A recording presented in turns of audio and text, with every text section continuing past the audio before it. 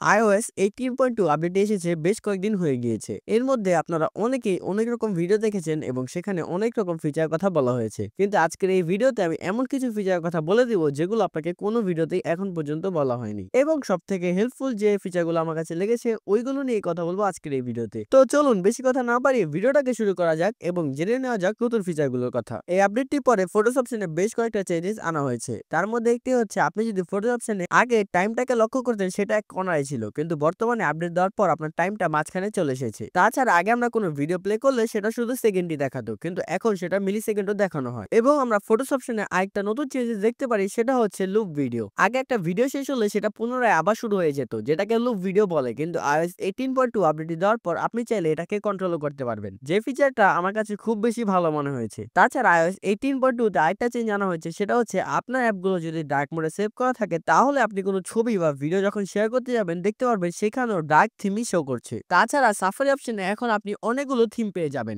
এইখানে আগে এতগুলো থিম শো করতো না, কিন্তু iOS 18.2 আপডেট দেওয়ার পর এখানে আপনি অনেকগুলো থিম পেয়ে যাবেন এবং আপনার ইচ্ছা মতন যে কোনো থিম এখান থেকে লাগাতে পারবেন। এবং সাফারি অপশনে আরেকটা নতুন ফিচার অ্যাড করা হয়েছে, সেটা হচ্ছে আপনি চাইলে এখন যে কোনো জিনিস হাইড করতে পারবেন। হাইড অপশনটাকে আপনি অন করলে আপনি যে কোনো জিনিসকে এখান থেকে হাইড করে নিতে পারবেন এবং হাইড হওয়া যে অ্যানিমেশন সেটা দেখতে খুবই অসাধারণ লাগে। এই ফিচারটাও আমার কাছে পার্সোনালি খুব বেশি ভালো লেগেছে। iOS 18.2 আপডেটটি দেওয়ার পর আপনি সাউন্ড আর হ্যাপটিক্সে একটা নতুন অপশন দেখতে পারবেন। সেইটা হচ্ছে আপনি এখানে ভলিউম লিমিটার নামে একটা নতুন অপশন দেখতে পারবেন। এই অপশনটা আগে ছিল না। এই অপশনটা ঢুকলে আপনি দেখতে পারবেন এইখান থেকে আপনি আপনার ফোনে ভলিউম লিমিটটাকে এখান থেকে আপনি 60-40 যেরকম মন চায় সেই রকম ভাবে আপনার ভলিউমটাকে ম্যানেজ করতে পারবেন। এবং আরেকটা গুরুত্বপূর্ণ কথা হচ্ছে আপনি যখন এই ফিচারটাকে ব্যবহার করবেন অবশ্যই মনে রাখবেন, কারণ আমি নিজেই এই ফিচারটাকে ব্যবহার করার পর এটাকে অফ করতে ভুলে গিয়েছিলাম। তারপর আমার ফোনে ভলিউমটা অনেক কম মনে হচ্ছিল। তো অবশ্যই আপনি যখন এই ফিচারটাকে ইউজ করবেন তখন এই জিনিসটাকেই খেয়াল রাখবেন, না হলে পরবর্তীতে আপনি মনে করবেন আপনার ফোনে স্পিকারটা নষ্ট হয়ে গিয়েছে। আপনি যখন সেটিং থেকে সাফারি অপশনে যাবেন তখন দেখতে পারবেন এইখানে নতুন কয়েকটা ফিচার অ্যাড করা হয়েছে।